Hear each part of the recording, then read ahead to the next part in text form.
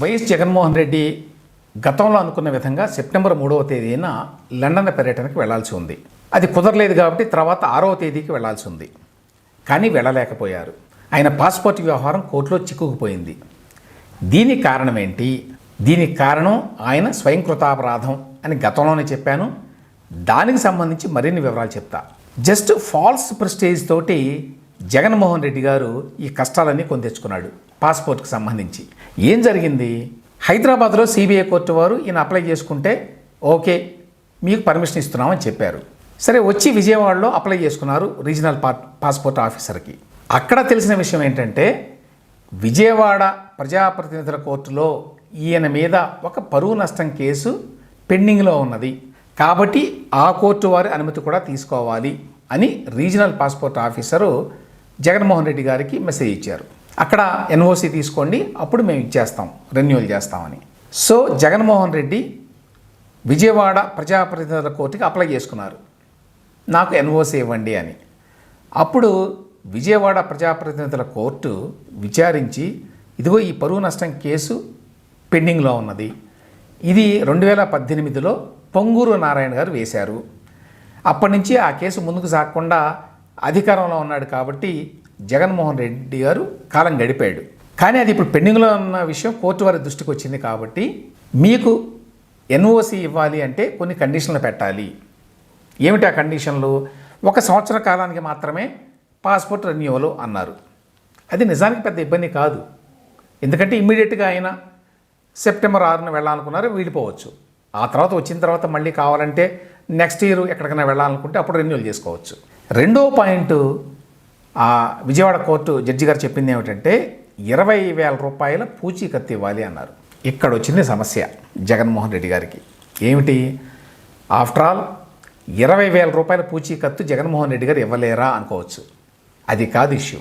ఆయన అంటే జగన్మోహన్ రెడ్డి స్వయంగా కోర్టుకు వెళ్ళి ఈ అండర్టేకింగ్ ఇవ్వాలి, ఈ పూచీకత్తు ఇవ్వాలి. అక్కడ వచ్చింది సమస్య.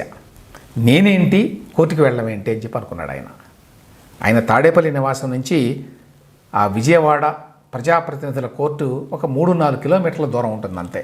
కానీ ఇక్కడ ఇష్యూ ఏంటంటే నేను ఆ విజయవాడ కోర్టుకు వెళ్ళి అక్కడ 20,000 రూపాయలకి పూచీకత్తు స్వయంగా ఇవ్వాలా సంతకం పెట్టి, నేను వెళ్ళను. అందుకని సుధాకర్ రెడ్డి గారిని పిలిచి లాయర్ గారిని మీరు వెళ్ళి హైకోర్టులో వేయండి అని చెప్పాడు. ఇప్పుడు హైకోర్టులో ఇరుక్కుంది. హైకోర్టులో నిన్న దీని మీద వాదోపవాదాలు జరిగినాయి. ఇరువురు కూడా అంటే జగన్మోహన్ రెడ్డి గారి తరఫు లాయరు సుధాకర్ రెడ్డి గారు, ఇటువైపు గవర్నమెంట్ లాయరు ఎం లక్ష్మీనారాయణ గారు వాదించారు. Government public prosecutor Menda Lakshminarayana గారు ఏమన్నారు? 3-4 కిలోమీటర్ల దూరంలో ఉన్న విజయవాడ కోర్టుకి వెళ్లకుండా ఎగ్గొట్టడానికి జగన్మోహన్ రెడ్డి గారు చూస్తున్నారు. వ్యక్తుల గుర్తింపు హోదాల కంటే కూడా చట్టం గొప్పది, న్యాయస్థానాలు విధించినటువంటి షరతులకి ఎవరైనా కూడా కట్టుబడి ఉండాల్సిందే, చట్టం కంటే ఎవరు ఎక్కువ కాదు అని ఆ వాదనలు వినిపించారు. జగన్మోహన్ రెడ్డి గారు లాయర్ పనోల సుధాకర్ రెడ్డి గారు ఏమంటారు? ఒకటి, విజయవాడ కోర్టు షరతులు రద్దు చేయమన్నారు. దానికి వీళ్ళు చెప్పిన కారణాలు ఏమిటి? 2. ఒకటి, మాకు అసలు విజయవాడ కోర్టులో కేసు ఉన్నదనే విషయం తెలియదు అన్నారండి. పెండింగ్లో ఉన్న విషయం తెలియదు. అదే అబద్ధం. నోటీసులు కూడా వెళ్ళినాయి. ఆ నోటీసులు మాకు అందలేదని చెప్తారు. విజయవాడలో ఉన్న కోర్టు, విజయవాడలో ఉన్నటువంటి సీఎంగా ఉన్నటువంటి తాడేపల్లిలో ఉన్నటువంటి జగన్మోహన్ రెడ్డి గారికి 2018 నుంచి ఎప్పుడో కేసు నడుస్తుంటే ఇప్పటి వరకు నోటీసులు అందలేదట. మధ్యలో 5 ఏళ్ల పాటు సీఎం ఆయన. ఒకటే అబద్ధం చెప్పారు. రెండో అబద్ధం ఏం చెప్పారు? హైకోర్టులో దీని మీద స్టే వచ్చింది అన్నారు. మీకు తెలియకపోతే అసలు ఈ కేసు గురించి హైకోర్టు వారు స్టే ఎట్లా ఇస్తారు? మీరు స్టే కోసం అప్లై చేసుకుంటే కదా ఇచ్చేది. సో ఈ 2 కూడా మీరు అబద్ధాలు చెప్తున్నారని చెప్పి పబ్లిక్ ప్రాసిక్యూటర్ న్యాయస్థానానికి చెప్పారు. సో ఎంత చిన్న విషయంలో జగన్మోహన్ రెడ్డి గారు ఇరుక్కున్నారు చూడండి. ఇప్పుడు రేపు అంటే 11వ తేదీన హైకోర్టు వారు ఒక నిర్ణయం చెప్తారనుకోండి. ఇందులో మోస్ట్ ప్రాబబ్లీ ఏమవుతుంది? 20,000 రూపాయల పూచీకత్తు పెద్ద విశేషం కాదు కదా, వెళ్ళి కట్టొచ్చు కదా అంటారు న్యాయమూర్తి గారు. Most probably. లేదు సంవత్సరానికి కాదు 2 ఏళ్లకో 3 ఏళ్లకో 5 ఏళ్లకో ఇవ్వండి అని చెప్పొచ్చు.